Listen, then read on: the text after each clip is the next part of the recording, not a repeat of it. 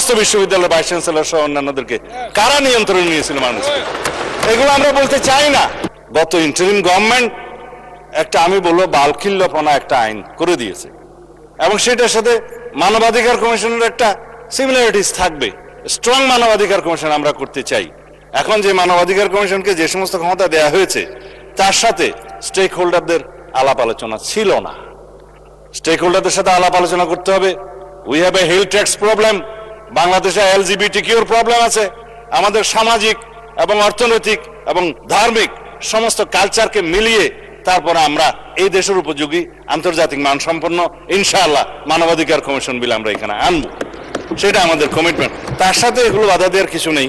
বিশ্ববিদ্যালয় এবং বাংলাদেশ ব্যাংক দখল কারা করেছিল মাননীয় স্পিকার ইন্টারিম গভর্নমেন্টের সময়, সেটা এই দেশের মানুষ জানে।